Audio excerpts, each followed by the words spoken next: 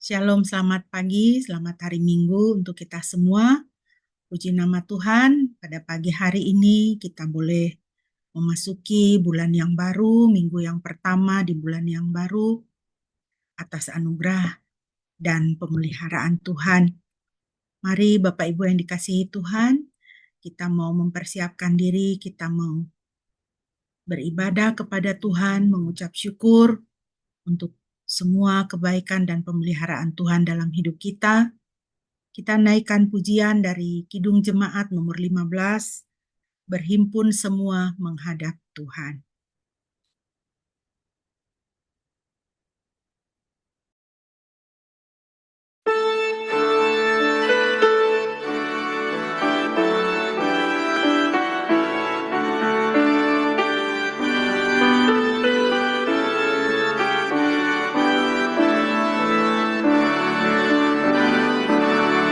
Berhimpun semua menghadap Tuhan, dan pujilah Dia pemurah benar.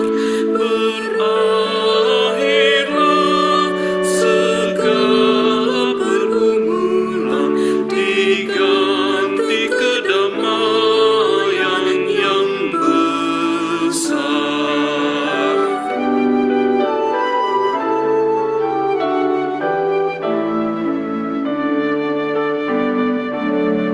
Hormati namanya serta kenangkan mujizat yang sudah dibuatnya. Hendaklah terus syukur engkau nyatakan di jalan hidupmu seluruhnya.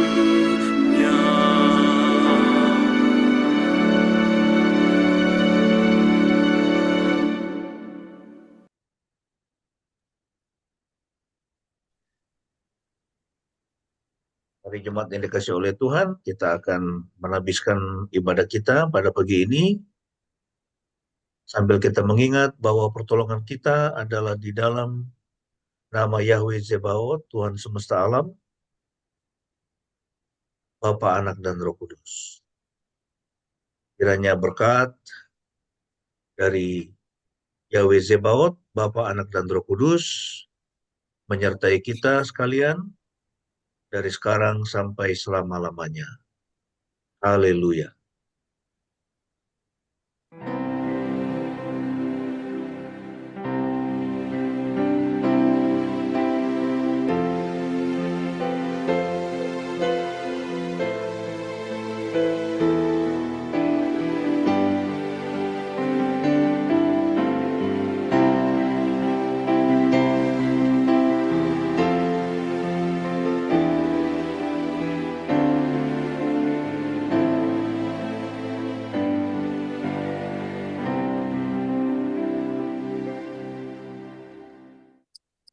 Haleluya, puji nama Tuhan. Nats pembimbing kita pada pagi hari ini terambil dari Habakuk pasal 3 ayat 19 bagian A. Habakuk pasal 3 ayat 19a, demikian firman Tuhan. Yahweh Tuhan adalah kekuatanku. Dia membuat kakiku seperti kaki rusa, dan Dia akan membuat aku berjalan di atas tempat-tempatku yang tinggi. Puji nama Tuhan. Bapak Ibu, nats yang indah ini, Yahweh Tuhan adalah kekuatanku. Diawali dengan ayat-ayat di atasnya yang mengatakan, sekalipun pohon anggur tidak berbuah, sekalipun pohon zaitun tidak berbunga, kambing domba terhalau dari kurungan, tapi aku akan bersorak-sorai karena Tuhan adalah kekuatan. Saudara, di dalam kehidupan kita, kita akan melihat Bahkan boleh jadi kita mengalami seperti apa yang dikatakan oleh Nabi Habakuk. Pohon anggur tidak berbuah, pohon zaitun tidak berbunga. Apa yang tersedia di hadapan kita, apa yang kita rasakan adalah negatif. Pesimis dan tidak mendatangkan sukacita. Tetapi firman Tuhan mengingatkan kepada kita bahwa sukacita, kekuatan kehidupan kita tidak terletak kepada lingkungan, tidak terletak pada apa yang kita miliki, tetapi terletak pada Tuhan. Jika hidup kita terpaut kepada Tuhan, Habakuk 3 ayat 19 mengatakan Tuhan adalah kekuatan. Dia membuatku seperti kaki rusa. Dia akan membuat aku berjalan di atas tempat-tempatku yang tinggi. Dialah yang mengangkat kita. Karena dia adalah Bapa yang baik. Bapa yang memelihara kita. Tuhan terlalu sayang kepada kita. Mari kita memasuki bulan yang baru ini dengan lebih melihat kepada Tuhan. Sayangnya Tuhan kepada kita. Pemeliharaan Tuhan di dalam hidup kita. Maka sukacita kita, damai sejahtera kita tidak akan cepat menguap, tetapi semakin kita bersukacita, semakin punya harapan, semakin kuat di dalam menjalani kehidupan kita. Mari kita memuji Tuhan dari Mazmur 116 ayat 1 sampai dengan ayat yang ke-6, dan pembacaan ini akan dipimpin oleh Shine. Mazmur 116 ayat 1 sampai dengan ayat yang ke-6. Mazmur 116 ayat 1 sampai 6. Saya akan membacakan untuk kita semua. Aku mengasihi Yahweh, oleh karena Dia mendengarkan suara permohonan doaku. Oleh karena Dia telah mengarahkan telinganya kepadaku, maka aku akan berseru kepadanya selama aku hidup. Jerat kematian telah mengepung aku. Kesesakan alam maut menimpaku. Aku mengalami kesusahan dan kedukaan. Lalu aku berseru kepada nama Yahweh. Ya Yahweh, aku berdoa kepadamu. Bebaskanlah jiwaku. Yahweh penuh rahmat dan kebenaran. Ya, Elohim kita penuh kasih sayang. Yahweh memelihara orang-orang sederhana. Aku telah direndahkan, namun Dia menolongku. Puji nama Tuhan.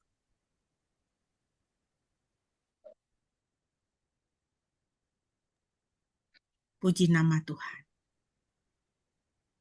Tuhan Yahweh, Tuhan kita, memelihara kehidupan kita.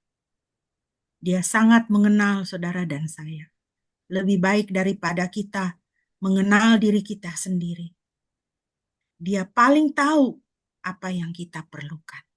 Dan Dia paling tahu apa yang terbaik bagi kita. Mari kita memuji Dia, Tuhan, pribadi yang mengenal hati kita, mengenal kita. Mari kita naikkan pujian ini bersama-sama.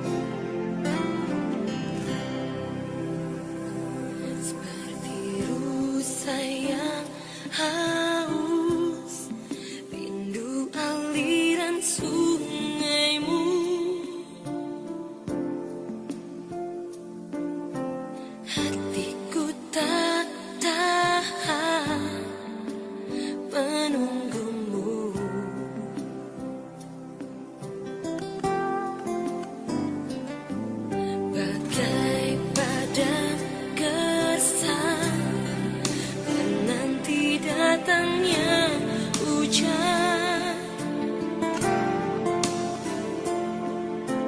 Begitupun jiwaku, Tuhan.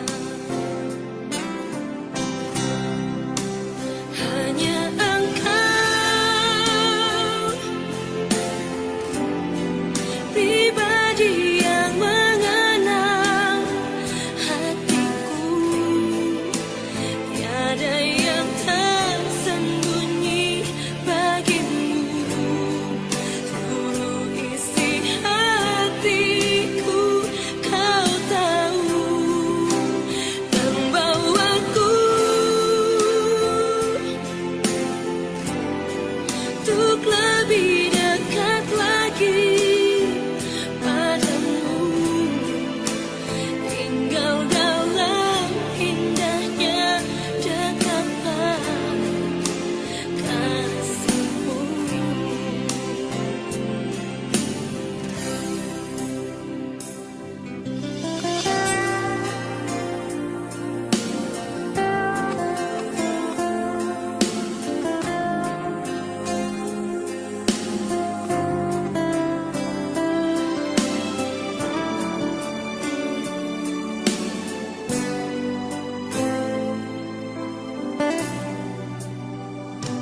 Seperti rusa yang haus, rindu aliran sungai-Mu.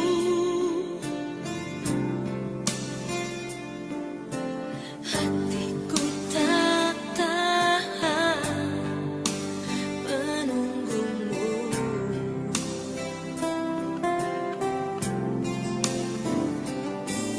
Bagai padang gersang menanti datangnya hujan.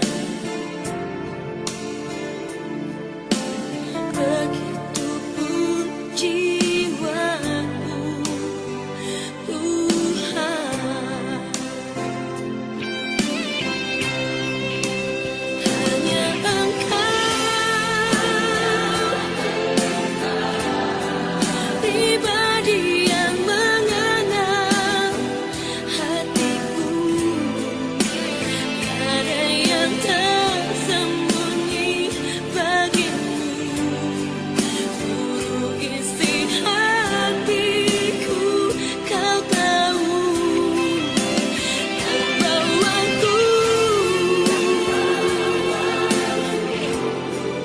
untuk lebih dekat lagi padamu, tinggal dalam indahnya dekapan kasih-Mu.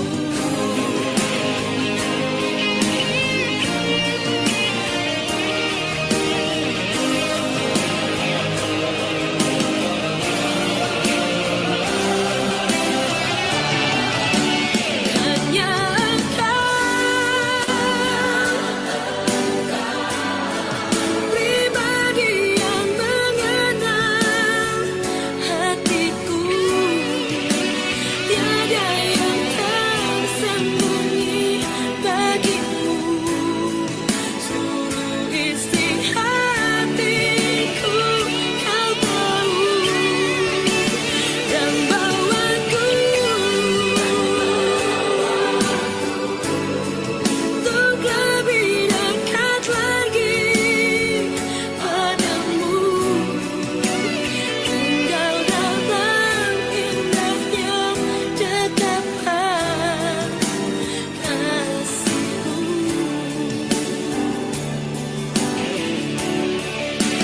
Tinggal dalam indahnya dekapan kasih-Mu.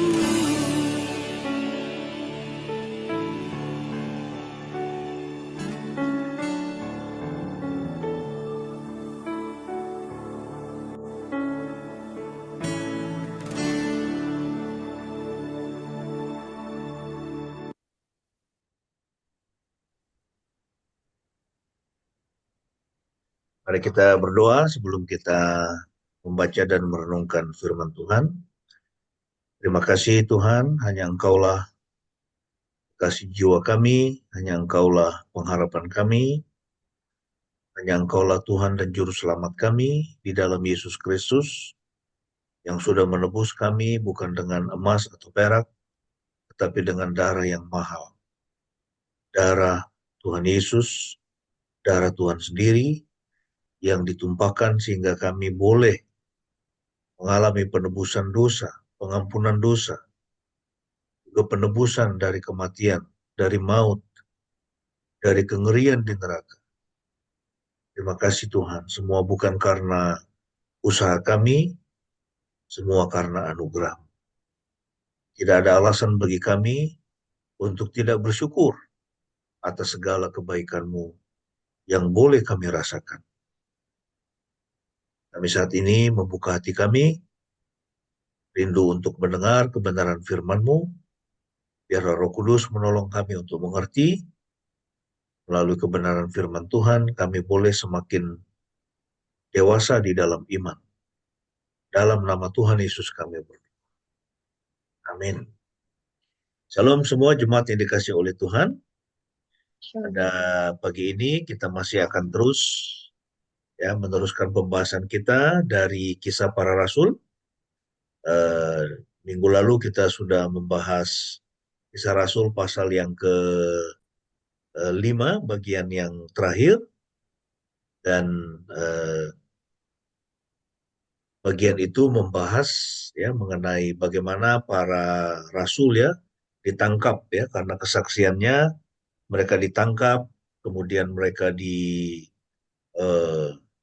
itu mengalami aniaya juga di penjara, dan kita sudah belajar bahwa akarnya adalah karena imam besar dan semua orang Saduki dikatakan mereka dipenuhi dengan iri hati Nah, ini satu dosa yang sangat berbahaya sekali kita harus menjaga diri kita dari masalah iri. Nah, pada pagi ini kita akan meneruskan pembahasan kita dari Kisah Rasul pasal yang ke-6 ayat 1 sampai dengan ayat yang ke-7 Kisah Rasul 6 ayat 1 sampai 7. Saya akan bacakan untuk Anda. Ketika murid-murid terus bertambah banyak, timbullah sungut-sungut di antara orang-orang yang berbahasa Yunani terhadap yang berbahasa Ibrani, karena pelayanan sehari-hari kepada janda-janda mereka kurang diperhatikan. Jadi ketika terjadi sebuah movement, sebuah kegerakan dan murid-murid itu terus semakin bertambah banyak, maka muncul masalah. Di mana-mana pasti seperti itu. Sebuah organisasi, sebuah perkumpulan ketika makin besar, masalahnya juga pasti akan makin banyak. Dan dalam konteks jemaat mula-mula atau gereja mula-mula, masalah itu adalah ketika orang-orang percaya yang berbahasa Yunani. Jadi ini adalah orang-orang Hellenistic Jews atau Hellenistic Christian. Mereka itu merasa diperlakukan tidak adil oleh saudara-saudara mereka dari orang-orang percaya latar belakang Yahudi atau latar belakang Israel. Dikatakan karena pelayanan sehari-hari kepada janda-janda mereka kurang diperhatikan. Dan ke-12 rasul itu memanggil semua murid dan berkata, tidaklah benar bagi kami untuk mengabaikan pelayanan firman Elohim karena melayani urusan sehari-hari. Ayat yang kedua ini di sini kita belajar bagaimana para rasul mereka tidak memandang bahwa itu masalah yang sepele, tapi justru itu masalah yang serius, tetapi itu bukan domainnya mereka. Karena Tuhan memanggil, mengutus mereka itu adalah untuk memberi makan, dalam pengertian memberi makan firman Tuhan. Jadi pelayanan firman Elohim dikatakan di situ. Nah, tetapi mereka memandang ini masalah yang penting, ini masalah yang serius. Oleh sebab itu ayat yang ketiga dikatakan, oleh sebab itu saudara-saudara, carilah dari antara kamu 7 pria yang terkenal baik, penuh Roh Kudus dan hikmat yang akan kami tunjuk untuk tugas ini. Sedangkan kami sendiri akan terus bertekun ya dalam doa dan pelayanan firman. Usul itu disepakati oleh jemaat dan mereka memilih Stefanus, seorang yang penuh iman dan Roh Kudus, dan Filipus dan Prokorus dan Nikanor dan Timon dan Parmenas dan Nikolaus, seorang penganut agama Yahudi dari Antioquia. Mereka dibawa ke hadapan para rasul yang kemudian berdoa dan menumpangkan tangan atas mereka. Firman Elohim makin tersebar dan jumlah murid di Yerusalem makin bertambah banyak. Bahkan sejumlah imam pun menyerahkan diri dan menjadi percaya. Ya, kita melihat bagaimana masalah itu bisa diselesaikan ya dengan menunjuk ya dengan mengangkat 7 orang ya untuk khusus menjadi diaken ya untuk pelayanan memperhatikan para janda ya janda-janda dari orang-orang percaya yang berbahasa Yunani. Pada pagi ini tema kita adalah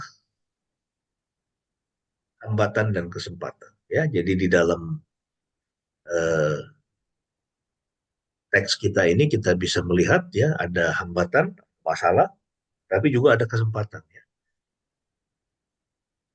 Ada hambatan di mana itu para janda tidak diperhatikan ya, lalu kemudian ini menjadi kesempatan ya untuk memperluas ya para pelayan ya. Jadi tidak hanya para rasul ya yang mereka fokus melayani firman dan berdoa ya, tetapi juga ada diaken-diaken ya, dan ini menjadi cikal bakal kalau kita lihat ya mengapa di dalam gereja-gereja ada yang menjadi diaken ya yang khusus uh, membantu ya atau bekerja melayani yang masalah-masalah yang ada di tengah-tengah jemaat ya dan juga di sekitar jemaat.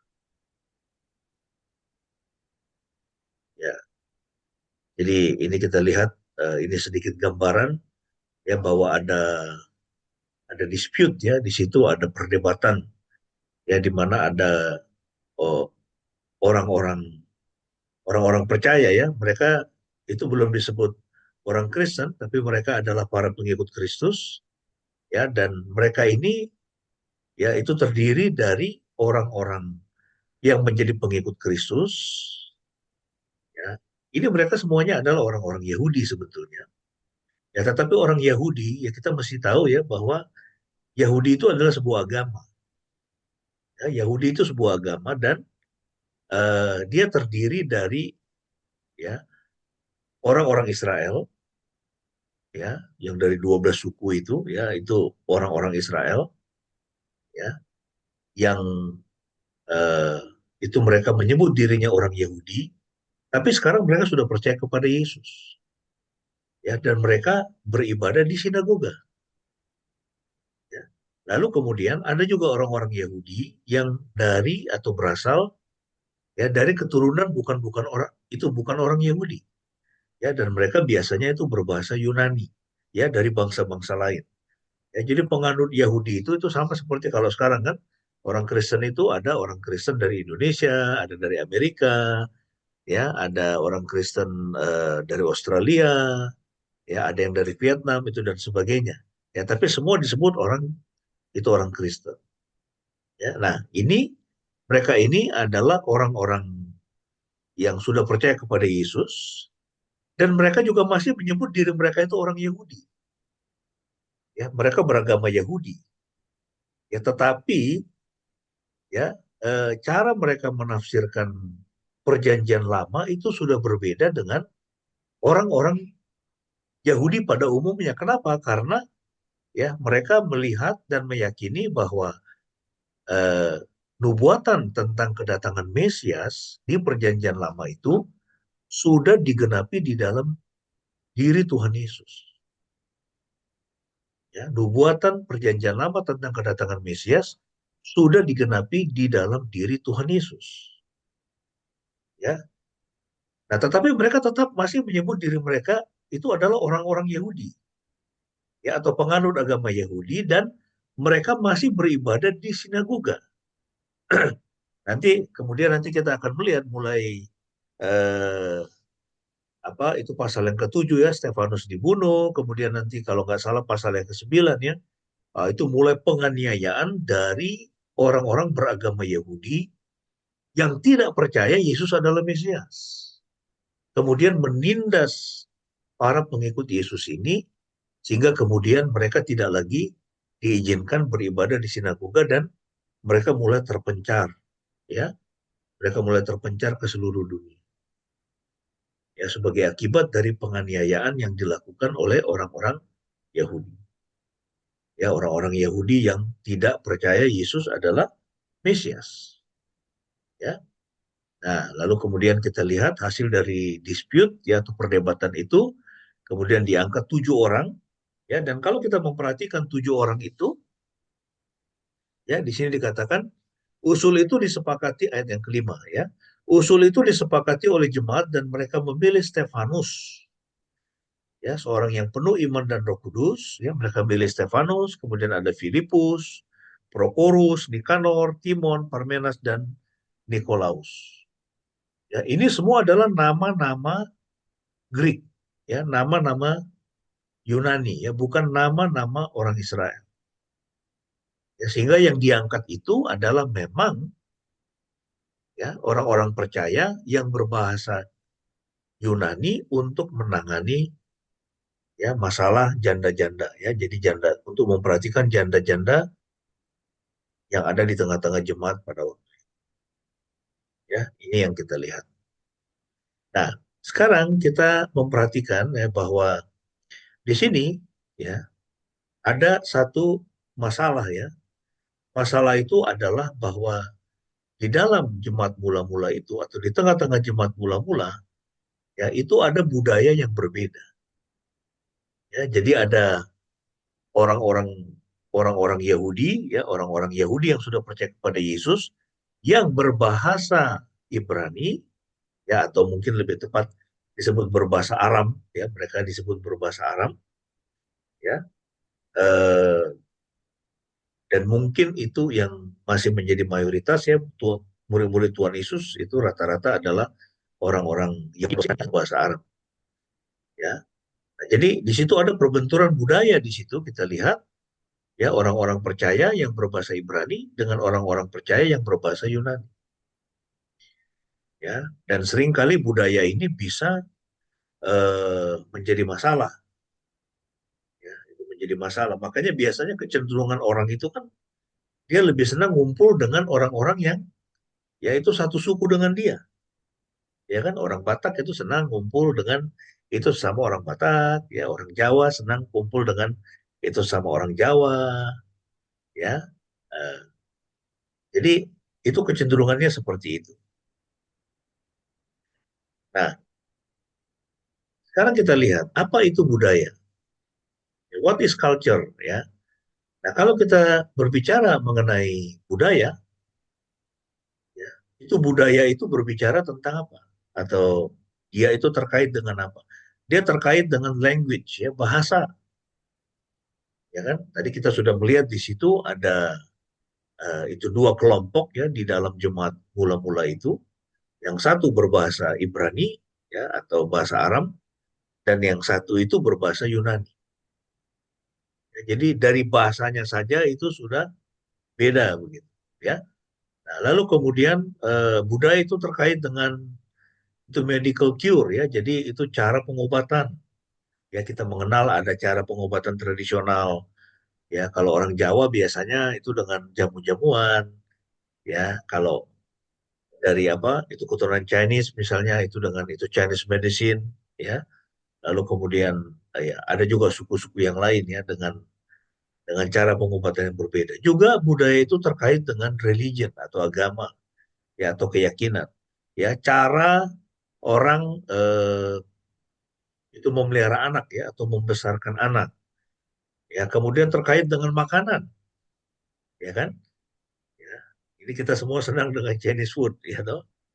Nah, dan mungkin ada juga yang senang makan saksang, ya toh, makan saksang di sini. Ya walaupun bukan orang Batak, ya. Nah, tetapi biasanya makanan itu bisa jadi masalah juga, ya kan? Waktu saya ke India itu saya ingat Ya, hari ketiga itu saya sudah apa bergumul sekali ya itu dengan masakan India. Hari ketiga sudah bergumul sekali. Ini perut saya sudah berontak. Ya. Lalu kemudian itu setelah itu katakanlah itu 10 hari di sana, itu saya bilang ini sama teman saya, itu Sabir Ali, wah saya sudah nggak tahan ini dengan masakan India. Coba kita ini makan di McDonald. Kita makan di McDonald, itu burgernya, chickennya semua itu rasa India, ya. Itu rasa masakan India, ya. Kemudian waktu itu saya di Bangalore, ya habis ibadah minggu, ya kemudian saya ajak teman saya, wow, saya bilang brother, coba kita cari Chinese food. Dan saya makan ini B2 di Chinese food. Apa itu di Chinese restaurant. Dan semua itu masakannya itu rasa India begitu. Ya. Baru kemudian ketika saya di New Delhi, ya, baru kemudian itu ketemu namanya fish and chip yang tidak ada rasa Indianya. Ya. Dan tiap hari saya selama 4 hari di New Delhi, saya cuma makan itu fish and chip, fish and chip, fish and chip. Ya. Saking sudah nggak tahannya dengan itu masakan India. Nah, jadi ada masakan-masakan tertentu yang kita tidak cocok dan itu terkait dengan budaya, ya seni juga, ya itu seni yang beragam, ya. Eh, Lalu kemudian itu terkait dengan perayaan, terkait dengan itu lelucon, ya jokes, ya kemudian manner, yaitu cara cara kita itu berperilaku juga bisa beda-beda, juga pakaian, ya, juga working schedule, ya ini cara bekerja. Nah, jadi ini semua menyangkut apa? Itu menyangkut budaya, ya budaya yang berbeda. Jadi bisa jadi orang-orang percaya dari keturunan atau yang berbahasa Ibrani itu bisa jadi bukan mereka tidak mau memperhatikan janda-janda dari keturunan atau itu janda-janda ya dari kelompok yang berbahasa Yunani ya, tapi mungkin bisa terkendala dengan bahasa ya. Ya, karena manusia itu kan biasanya seperti itu ya, kita lebih senang kumpul dengan orang yang eh, itu yang sama dengan kita ya kan, itu bahasanya sama, kemudian eh, apa namanya ya itu cara kita bekerja sama ya. Jadi intinya yang budayanya sama. Nah, kita lihat di sini ya, sederhananya budaya itu adalah cara kita melakukan sesuatu. Ya, budaya adalah cara kita melakukan sesuatu dan itu bisa berbeda-beda. Ya, budaya di satu keluarga itu bisa beda-beda. Ya, itu budaya di rumah tangga saya atau di keluarga saya, ya itu sangat bisa dan itu pasti beda ya dengan di keluarga Bu Metan misalnya, ya di keluarganya Bu Debi misalnya, ya itu di keluarganya Bu Sandra ya. Ini saya misalnya walaupun bersaudara dengan Bu Sandra, dengan Bu Debi ya, tetapi ya ini bisa jadi kita beda ya karena kita punya spouse juga yang berbeda. Ya. Jadi sederhananya budaya adalah cara melakukan sesuatu. Nah, jadi kita lihat ya di dalam jemaat mula-mula itu ada dua kelompok. Ya, yang pertama itu adalah orang Yahudi Helenistik. Ya, jadi sekali lagi mereka masih menyebut dirinya orang Yahudi atau penganut agama Yahudi, tetapi sudah percaya Yesus adalah Mesias. Dan mereka masih beribadah di bait suci, di sinagoga. Ya, nah, jadi kelompok pertama itu adalah Yahudi Helenistik. Jadi semua orang di luar bangsa Israel yang menganut agama Yahudi dan mereka berbahasa Yunani. Ya, dan mereka ini cenderung adalah orang-orang yang modernis. Ya, itu modernis. Eh, saya ini misalnya bisa masuk dalam kategori ya ini orang Batak modernis ya. Karena apa? Karena ya ini saya tidak ya ngerti-ngerti ya itu masih cukup ngerti itu dengan bahasa Batak ya, tetapi saya tidak berkumpul dalam komunitas orang Batak ya. Saya lebih banyak itu berkumpul dalam komunitas ya itu di luar orang Batak ya, atau ya ada orang Batak tapi juga ada banyak suku-suku lain, bahkan itu bangsa-bangsa lain. Nah, orang-orang Yahudi Helenistik itu bisa kita kategorikan ya sebagai orang-orang modernis ya. Sebaliknya, orang Yahudi Israel itu adalah orang-orang tradisionalis. Ya, orang Batak ya kalau dia masuk dia bergereja itu di HKBP ya bisa dikategorikan sebagai orang Batak tradisionalis. Ya. Nah, tetapi Cik Sian itu ya karena dia berjemaatnya itu sudah ya biasanya dia ke GKI ya kemudian ke GKINDO juga kalau ibadah seperti ini ya dia tidak berkumpul dengan ya mungkin ada itu satu dua orang Batak ya itu di gerejanya itu di GKI ya. Nah, tetapi di situ ada banyak keturunan eh, apa Tionghoa kemudian ada orang Jawa ada orang Ambon itu dan sebagainya ya jadi Cik Sian itu masuk dalam kategori ya orang percaya modernis. Nah, jadi kira-kira seperti itulah masalah yang terjadi di dalam jemaat yang mula-mula itu. Nah, kita lihat ya, ini satu pertanyaannya. Mengapa kekhasan budaya itu penting bagi kita sebagai sebuah keluarga? Kalau kita berbicara sebuah keluarga, yaitu jemaat mula-mula itu kan adalah sebuah keluarga. Ya, dan keluarga yang terus semakin besar, ya itu semakin banyak pengikutnya. Nah, hal ini memandu apa yang kita lakukan bersama. Ya, dan sering sekali itu tidak mudah. Makanya itu saya katakan, orang itu cenderung sebetulnya lebih senang ya kumpul dengan sesama sukunya dia atau bergereja di gereja-gereja yang dianggap ya itu adalah gereja suku. Dia tidak terlalu apa itu dia tidak terlalu uh, itu peduli ya itu dengan pengajarannya seperti apa. Pokoknya saya bisa kumpul dengan yang itu satu suku sama saya. Mengapa itu kekhasan budaya itu penting? Karena memandu apa yang kita lakukan bersama. Jadi orang cenderung akan lebih senang ya berkumpul atau bergaul dengan orang-orang yang melakukan ya itu sesuatu itu sama seperti cara dia melakukan sesuatu itu. Ya, itulah sebabnya mengapa kita misalnya orang Indonesia ya kalau kita eh, itu misalnya ada di antara keluarga Anda itu menikah dengan non Indonesia ya itu biasanya apa itu proses adaptasinya itu jauh lebih sulit karena berbeda bangsa. Ya. Nah, jadi ini yang pertama kita lihat mengapa kekhasan budaya itu penting bagi kita sebagai sebuah keluarga karena memandu apa yang kita lakukan bersama. Nah, sekali lagi kita lihat bahwa masalah di dalam jemaat mula-mula itu adalah soal atau persoalan memberi makan kepada para janda. Nah, pada waktu itu kan belum ada jaring pengaman sosial, ya kan?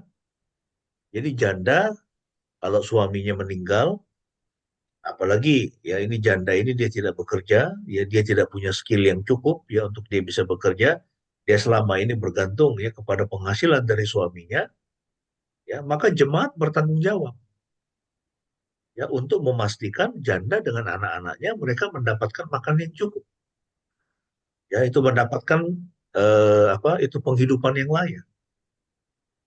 Nah, tetapi ternyata ya yang kelihatannya lebih dominan di dalam jemaat itu yaitu orang-orang percaya yang berbahasa Ibrani itu sepertinya kurang memperhatikan janda-janda dari orang-orang percaya dari mereka yang berbahasa Ibrani ya atau yang dari Helenistik itu ya dan tadi itu saya katakan bisa jadi itu terkait dengan budaya ya budaya yang berbeda bahasanya aja udah mungkin udah beda ya kan. Ya, itu bahasanya udah beda itu yang satu berbahasa berbahasa Ibrani ya itu yang satu itu berbahasa itu Yunani ya itu misalnya contohnya ya waktu saya di apa itu waktu saya di Singapura ya itu saya ingat saya melayani di satu gereja namanya Orchard Road Presbyterian Church ya jadi itu terdiri dari itu berbagai bahasa ya di situ ya jadi ada jemaat yang paling besar itu yang berbahasa Inggris kemudian yang berbahasa itu Mandarin. Ya, ada jemaat berbahasa Inggris, ada yang berbahasa Mandarin, kemudian ada jemaat yang berbahasa Jerman, ada yang berbahasa Filipin, lalu ada jemaat yang berbahasa Indonesia. Saya melayani jemaat yang berbahasa Indonesia. Ya, dan biasanya kita tidak saling ketemu ya. Memang itu gereja cukup besar, lalu ada banyak ruang-ruangnya, ya sehingga aktivitasnya itu banyak sekali di situ. Ya, dan biasanya kita ya juga tidak saling kenal juga ya dengan yang berbahasa Filipin, yang berbahasa Jerman, kita nggak kenal. Jadi sekali lagi kenapa? Karena itu terkait dengan budaya. Orang Indonesia lebih cenderung dia akan ikut ya dengan apa itu jemaat yang berbahasa Indonesia. Ya jadi kebaktian bahasa Indonesia. Yang Jerman lebih cenderung dia ikut ya itu pada kebaktian berbahasa Jerman dan seterusnya. Ya, nah jadi ini ada masalah budaya yang kita lihat di tengah-tengah jemaat. Nah ini ya janda-janda kurang diperhatikan ya. Lalu kemudian sikap para rasul, mereka mengatakan, tidaklah benar bagi kami untuk mengabaikan pelayanan firman Elohim karena melayani urusan sehari-hari. Ya, nah, jadi ini para rasul, ini mereka paham bahwa ada tugas, ya itu tugas utama mereka itu bukan untuk melayani urusan sehari-hari, tetapi untuk pelayanan firman Elohim. Walaupun mereka juga tidak menganggap bahwa melayani urusan sehari-hari itu tidak penting. Ya, itu juga adalah sebuah yaitu pelayanan yang sangat penting. Nah, jadi kita bisa melihat bahwa Kisah Rasul pasal 6 ini ya itulah starting awal ya itu pertama kali muncul diaken-diaken ya pelayan-pelayan diakonnya ya yang melayani urusan sehari-hari di dalam jemaat yang ulama. Nah, kemudian ada satu hal yang penting kita perhatikan ayat yang ketiga.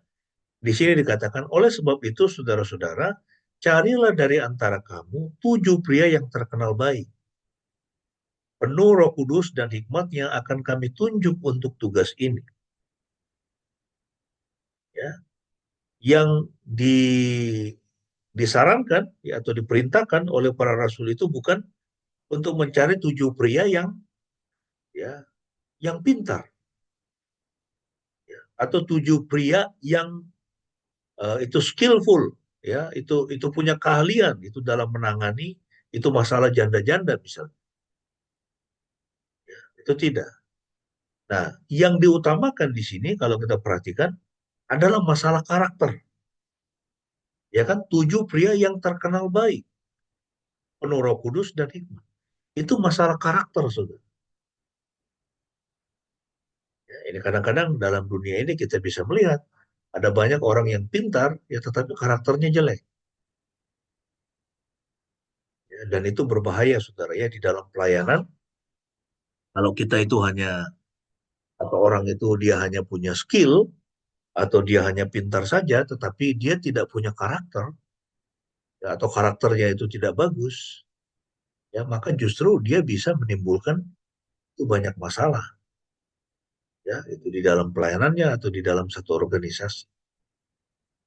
Ya, nah ini juga bisa kita lihat ya, ini sebagai panduan, panduan ya kalau Anda melamar pekerjaan ya misalnya, ya, Anda harus menjadi orang yang a man of character, ya itu punya karakter yang baik. Kalau hanya pintar saja nggak punya karakter yang baik, saudara, Anda akan cenderung itu menciptakan banyak masalah di tempat kerjaan. Bisa jadi Anda akan konflik terus itu dengan bos Anda, akhirnya Anda dipecat.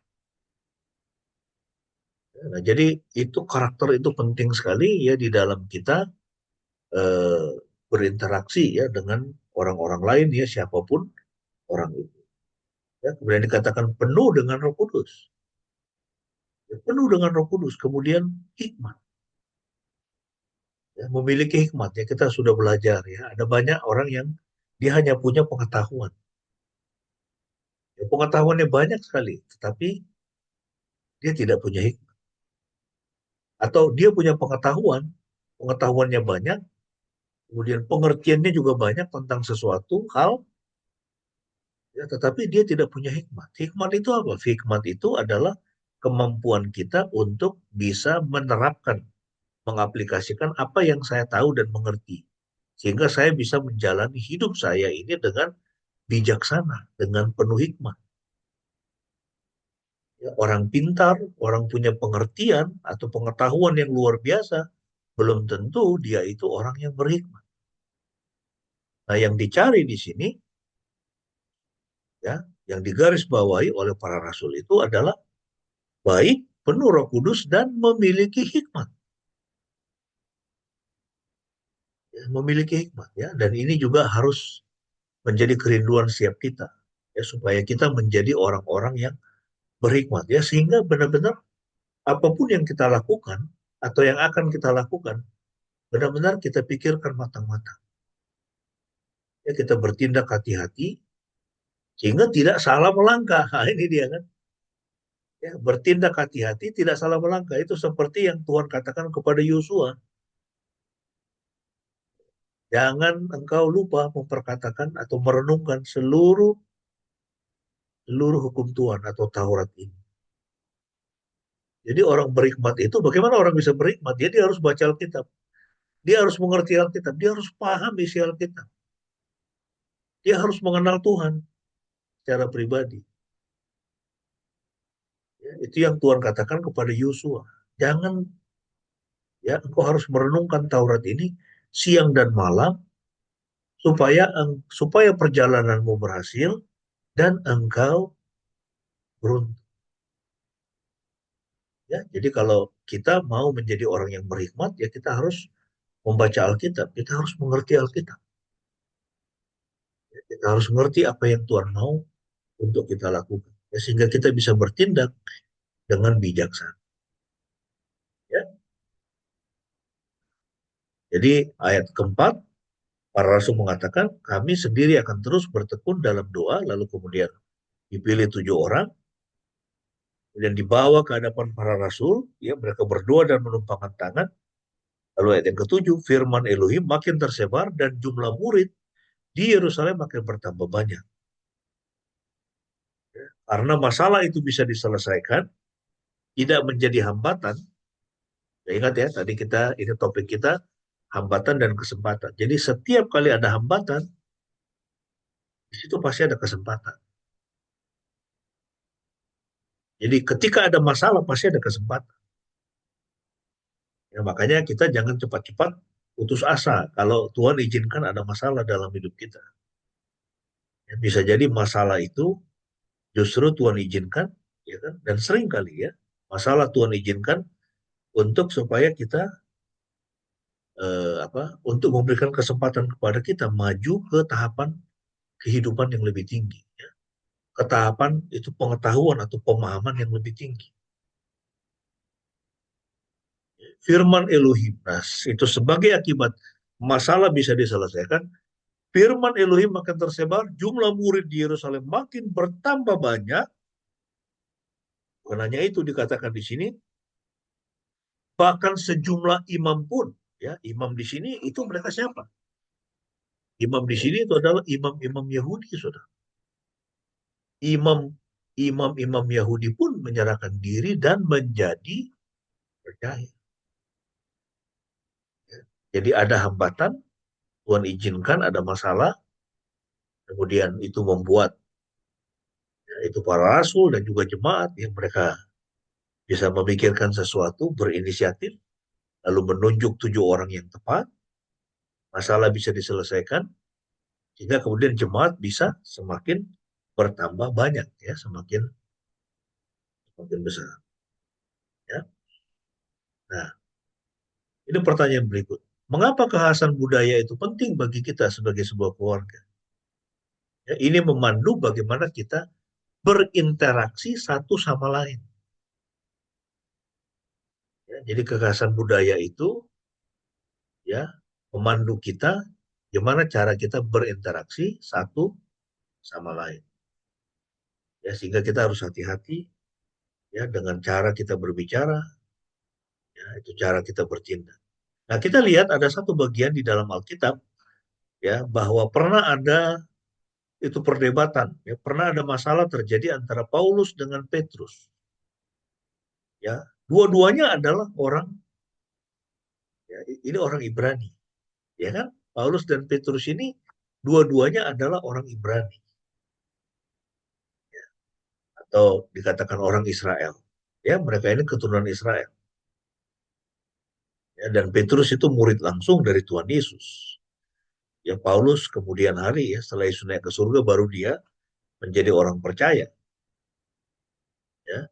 Nah, di dalam Galatia 2 ayat 11-14, ya di situ ada masalah yang terjadi antara Paulus dengan Petrus. Ya, di situ dikatakan ketika Petrus datang ke Antioquia, secara terbuka aku menentangnya karena ia bersalah. Ya, Paulus pernah menentang Petrus. Sebab sebelum beberapa orang dari kalangan Yakobus datang, ya kan? Ini kalangan Yakobus, apa namanya? Ini kalangan Yakobus ini adalah orang-orang Yahudi, ya, dari keturunan Israel. Ya, sebab sebelum beberapa orang dari kalangan Yakobus datang, ia makan bersama orang-orang bukan Yahudi. Ya, ia makan bersama orang-orang bukan Yahudi. Namun ketika mereka datang, ia memisahkan dirinya karena takut kepada mereka yang dari kalangan bersunat itu. Ya kan, orang-orang beragama Yahudi itu kan disunat. Ya, mereka bersunat. Ya, tapi orang-orang bukan Yahudi mereka tidak disunat. Dan orang-orang Yahudi lainnya turut berlaku munafik bersamanya, sehingga Barnabas pun turut terseret oleh kemunafikan mereka. Tapi ketika aku melihat bahwa mereka tidak berjalan sesuai dengan kebenaran Injil, aku berkata kepada Petrus di hadapan semua orang, jika engkau, seorang Yahudi, hidup dengan kebiasaan bangsa lain dan bukan secara Yahudi, bagaimana engkau hendak memaksa orang-orang bukan Yahudi untuk hidup secara Yahudi? Ya, jadi ada kemunafikan di sini, ya, yang dilakukan oleh Petrus. Itu ketika tidak ada orang-orang Yahudi yang bersunat di sekitar, dia makan, ya itu bersama dengan orang-orang non-Yahudi. Ya, tapi ketika mereka ada datang, dia memisahkan diri. Ya. Dan itu ditentang oleh Paulus. Ya, itulah sebabnya mengapa di dalam sejarah gereja ya kita mengenal Paulus ini sebagai ya rasul Tuhan Yesus untuk bangsa-bangsa lain. Ya, jadi dia tidak hanya melayani kalangan orang Yahudi, tetapi dia juga melayani bangsa-bangsa. Ya. Nah, yang terakhir, saudara, mengapa keasahan budaya penting bagi kita sebagai sebuah keluarga? Ini memandu bagaimana kita berinteraksi dengan budaya yang ada di sekitar kita. Ya, kita ini tidak boleh anti ya dengan budaya, ya kan? Nah, itu budaya itu dibentuk ya itu dari cara berpikir ya ini satu kelompok masyarakat atau satu suku, ya kan? Itu dibentuk dari pengalaman hidup mereka, ya. Kadang-kadang ada orang Kristen yang sangat anti dengan budaya. Bahkan ada pendeta sangat anti dengan budaya. Nah, kita mesti hati-hati juga ya. Tidak berarti bahwa semua budaya itu netral ya. Kadang-kadang budaya itu bisa bersifat okultik. Ya, artinya ada praktek-praktek yang terkait ya itu dengan penyembahan berhala ya atau dengan dosa-dosa itu okultisme. Ya, misalnya di NTT itu ada suku itu yang biasa apa namanya? Ya, itu mereka coba untuk memprediksi nasib seseorang misalnya dengan apa itu menyembelih hati ayam misalnya. Nah, jadi budaya-budaya yang berbau okultisme itu memang harus kita kritisi dan harus kita tinggalkan. Tetapi tidak semua unsur-unsur dalam budaya itu seperti itu. Ya, ada cukup banyak budaya-budaya yang sifatnya netral. Ini ada pendeta yang sangat anti sekali misalnya itu kalau menikah itu secara adat. Ya, itu misalnya adat Batak misalnya atau adat apa Tionghoa misalnya. Yaitu dianggap itu semuanya ya itu adalah bikinan itu terkait dengan dosa okultisme. Tidak semuanya. Ya, yang terkait dengan okultisme itu kita tolak, kita buang. Tapi ada yang itu hanya budaya, ya, dan kita tidak boleh anti, ya, itu dengan budaya, ya, karena ya itu adalah hasil, ya, itu hasil karya manusia dan tidak semuanya itu adalah buruk dan harus kita tinggal. Ya, nah, jadi ini yang bisa kita lihat. Thomas Merton, ya, dia mengatakan seperti ini. Kita hidup dalam kondisi di mana kita terus-menerus, ya, kita terus-menerus dipengaruhi oleh suara, ya. Kita dipengaruhi oleh musik, kita dipengaruhi oleh lalu lintas atau kebisingan umum yang terjadi di sekitar kita. Ya, jadi ada banyak dan budaya itu selalu berkembang, saudara. Ya kan? Misalnya apa? Ya kalau dulu 20 tahun yang lalu, kayaknya 20 tahun yang lalu sudah ada handphone belum ya? Atau mungkin 30 tahun yang lalu pasti belum ada kan? Tapi sekarang semua kita pegang handphone, ya toh? Nah, ini semua kita pegang handphone. Ini budaya yang berbeda. Kalau di Jogja ini misalnya itu lalu lintas, ya, itu sopan banget, ya kan? Ini jarang orang klakson. Tapi coba Anda pergi ke Makassar atau ke Jakarta, wah di mana-mana itu klakson. Orangnya pada nggak sabaran. Kalau Anda pergi ke India, wah itu lebih parah lagi. Sampai itu banyak mobil-mobil, ya, mobil truk, pickup itu di bagian belakangnya itu tulisan horn me, ya, klakson aku. Jadi di mana-mana klakson, bisingnya minta ampun itu India itu. Saya pergi ke India itu bising sekali. Di jalan itu bising, bising sekali. Kalau nggak percaya coba anda apa itu nonton, ya, itu video-video, ya, itu podcast atau video-video misalnya orang jualan jualan di pinggir jalan di India. Pasti Anda akan dengar ribut banget itu bising. Nah itu budayanya mereka seperti itu, ya kan? Atau budaya buang sampah misalnya di mana-mana itu mereka pada buang sampah, itu buang sampah di mana-mana. Ya, sampai di luar kota di jalan-jalan sepi pun sampah bertebaran luar biasa. Jadi itu rupanya budayanya mereka. Ya. Nah kita tidak boleh anti dengan budaya, ya, eh, tetapi juga tidak semua budaya itu harus kita terima. Ya, kita harus mempengaruhi budaya-budaya kita itu, ya, dengan nilai-nilai kerajaan Tuhan, ya, nilai-nilai kerajaan Elohim, dengan nilai-nilai firman Tuhan. Nah, ini yang penting untuk kita perhatikan. Di dalam 2 Korintus 5 ayat 20, ya, ini firman Tuhan mengatakan, karena itu kami adalah duta-duta Kristus. Ya, Rasul Paulus mengatakan, kita adalah duta-duta Kristus. Sebab Elohim telah menasihati kamu melalui kami, dan kami meminta demi Kristus, hendaklah kamu didamaikan dengan Elohim. Kita adalah duta-duta Kristus, saat yang sama kita juga adalah orang Indonesia dari suku yang berbeda-beda, dengan budaya yang berbeda-beda. Ya, kita menghormati budaya itu, yang tidak bertentangan dengan Alkitab, itu kita terima, tapi yang bertentangan dengan Alkitab kita harus tinggalkan, ya, kita harus bisa mengkritisi itu. Ya, tetapi yang lebih tinggi dari itu adalah kita mesti ingat, ya, bahwa kita ini adalah warga negara kerajaan surga. Ya, kita adalah duta-duta Kristus. Dimanapun kita berada, kita harus membawa budaya kerajaan Elohim, ya, budaya kerajaan surga, budaya Alkitab. Ya, ini sebagai penutup ada 2 pertanyaan untuk kita. Ada 2 hal yang perlu kita ingat. Yang pertama, apakah hidup saya mencerminkan atau sudah mencerminkan kebudayaan kerajaan Elohim?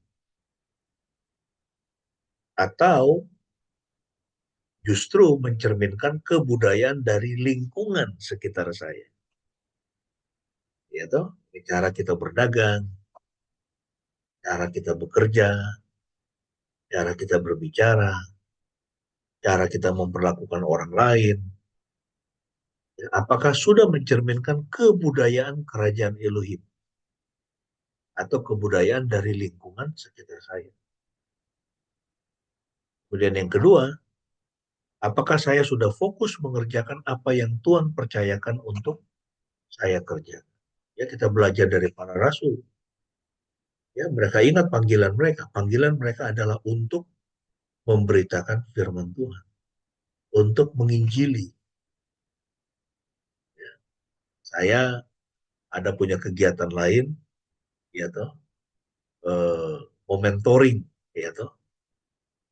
Ini jemaat-jemaat di berbagai desa di daerah Gunung Kidul, juga ada di Cilacap, ada di Purworejo, ya, untuk beternak kambing. Ya, ini makin lama ini makin banyak yang mau belajar kambing itu. Dan kami lagi mau ke domba. Tetapi ini saya mau katakan itu bukan pekerjaan utama saya. Ya, pekerjaan utama saya tetap adalah untuk memberitakan Injil. Dan saya melakukan itu sampai hari ini. Ya, dan jangkauannya makin luas. Ya, kita mau produksi video-video penginjilan. Terus, ya supaya dunia ini boleh mendengar Yesus Kristus adalah Tuhan. Kiranya firman Tuhan memberkati semua jemaat. Dan kita bisa menjadi orang-orang yang bijak, ya, untuk fokus mengerjakan apa yang Tuhan percayakan kita kerjakan. Amin. Sebelum kita eh, menaikkan doa syafaat, ya, juga respon akan firman Tuhan, ya, karena ini adalah minggu yang pertama dari bulan yang baru. Kita akan masuk dalam perjamuan kudus, ya, bagi jemaat yang belum mempersiapkan roti dan anggur bisa mempersiapkannya. Ya, hari ini kita akan eh, melaksanakan perjamuan kudus. Mari kita siapkan roti dan anggur di tangan kanan kita.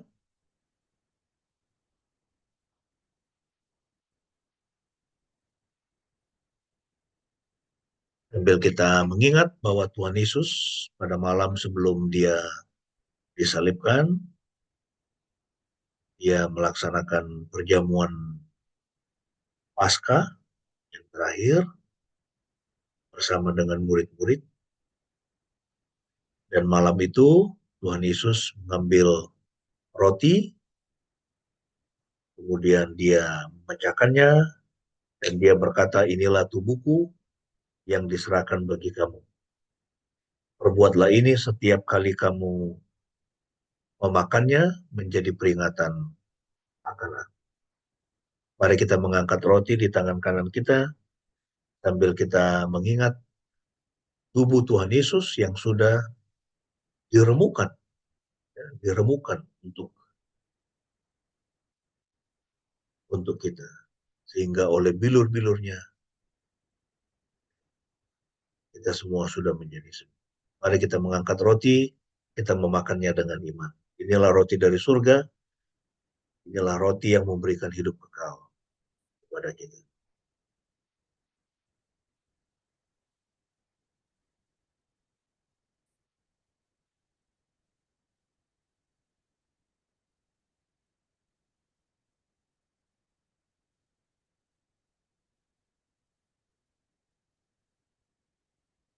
Kemudian Tuhan Yesus mengambil cawan yang berisi anggur,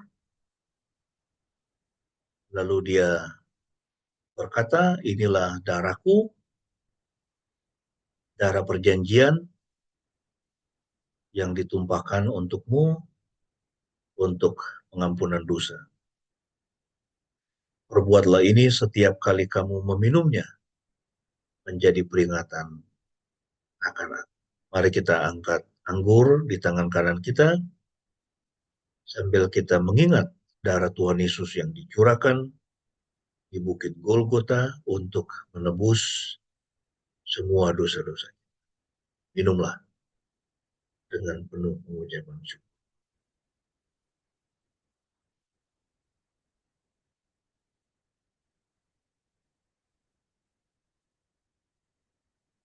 Mari kita berdoa, setelah itu saya serahkan Ibu Pendeta untuk memimpin kita dalam doa syafaat. Tuhan, terima kasih kami boleh belajar dari kebenaran firman-Mu. Terima kasih ada hambatan, ada masalah di tengah-tengah jemaat mula-mula, tetapi itu jadi kesempatan sehingga pasukan pelayanan di tengah-tengah jemaat semakin bertambah. Tidak hanya para rasul yang melayani sebagai pelayan firman, juga memimpin doa, tapi sekarang sudah ada kelompok yang lain di dalam jemaat Tuhan, yaitu para diaken.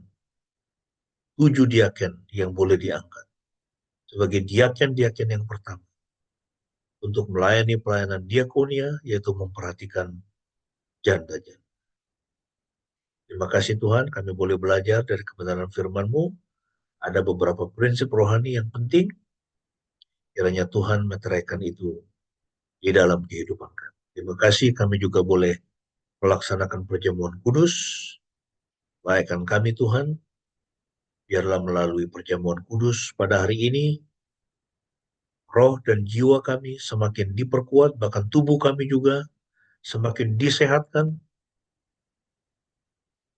oleh karena Kristus di dalam rohnya yang kudus tinggal di dalam diri kami.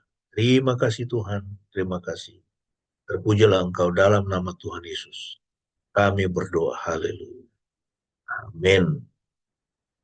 Amin. Saya serahkan ke Ibu Pendeta untuk memimpin doa syafaat.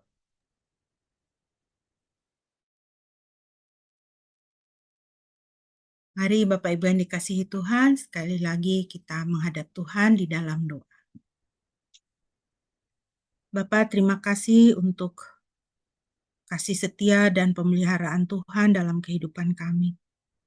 Terima kasih kami boleh menikmati kebenaran firman Tuhan dan persekutuan bersama dengan saudara-saudara seiman.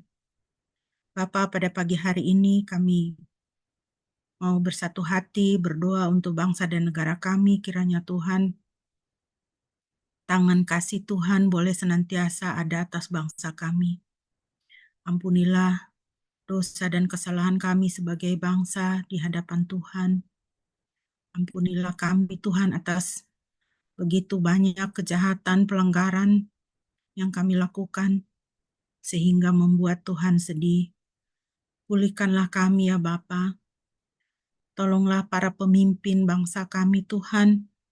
Berikanlah hikmat supaya dapat memimpin bangsa kami dengan baik di hadapan Tuhan.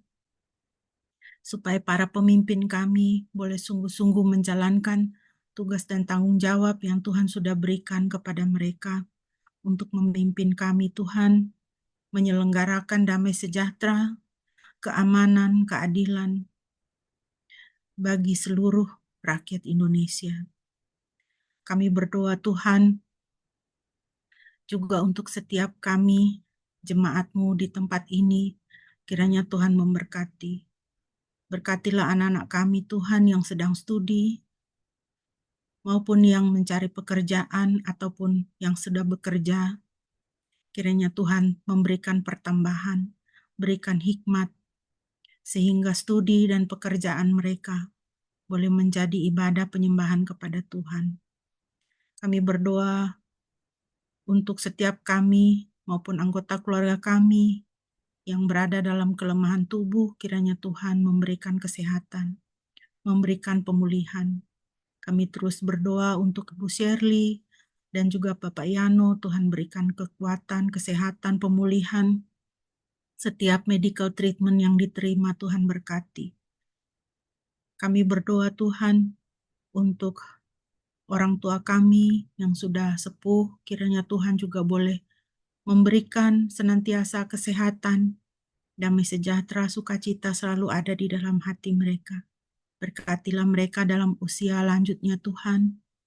Biarlah mereka terus boleh mengalami dan melihat bagaimana Tuhan tidak pernah meninggalkan mereka. Dan Tuhan senantiasa menyertai dan menopang mereka di usia tua.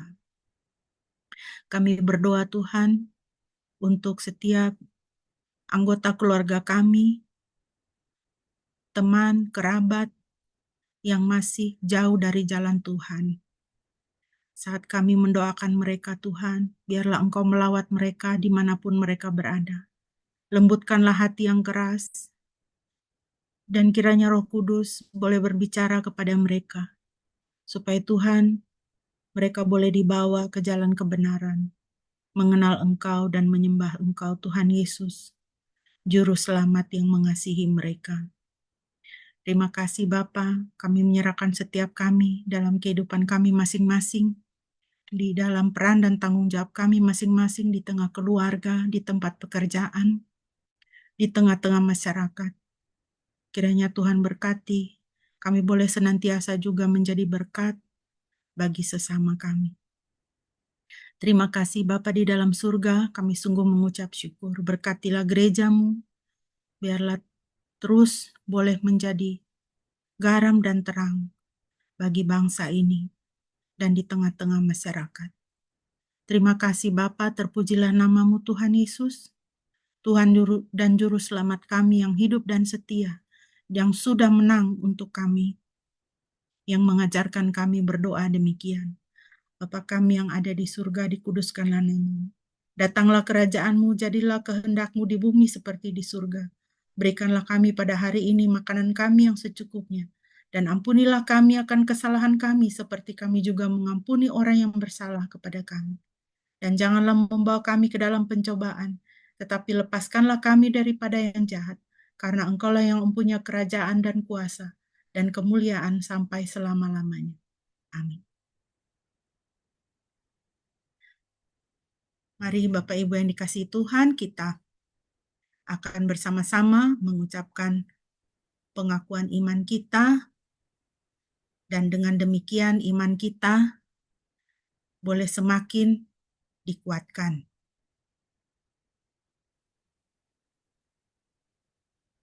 Marilah kita berkata demikian.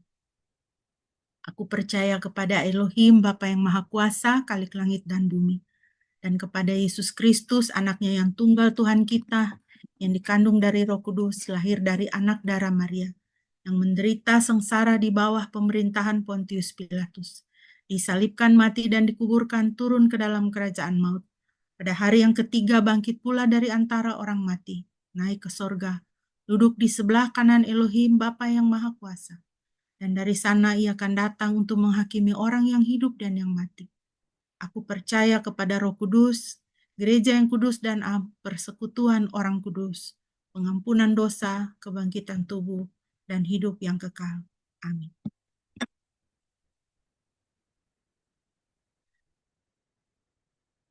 Kekasih-kekasih Tuhan, kita akan mengakhiri ibadah kita pada pagi hari ini, dan sebelum kita akan menutup dan menerima doa berkat, mari kita kembali memuji Tuhan dari Kidung Jemaat 413, Tuhan pimpin anakmu.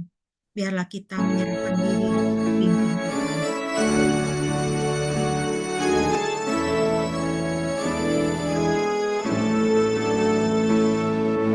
Tuhan pimpin anakmu agar tidak tersesat, akan jauh rasa teruk bila kau tetap dekat. Tuhan pimpin arus hidup menderas, agar jangan kau sesat, pegang tanganku erat. Hanya Engkau sajalah perlindungan yang teguh bila hidup menekan. Kau harapanku penuh. Tuhan pimpin arus hidup menderas, agar jangan ku sesat, pegang tanganku erat.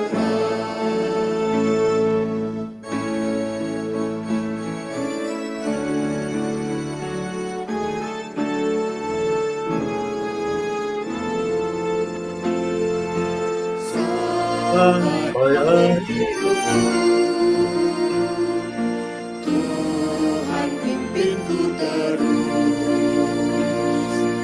lagu pujiku sembah, Kau Tuhanku penebus. Tuhan pimpin arus hidup menderas, agar jangan ku sesat, pegang tanganku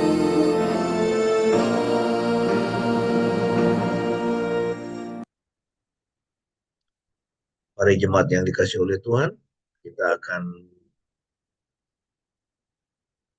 mengakhiri ibadah kita. Dan sekarang arahkanlah hatimu kepada Tuhan dan terimalah berkat-Nya. Yahweh memberkati engkau dan memelihara engkau. Yahweh membuat wajah-Nya bersinar atasmu dan memberi engkau anugerah. Yahweh mengarahkan wajah-Nya kepadamu dan memberi engkau damai sejahtera. Pujilah Halik semesta.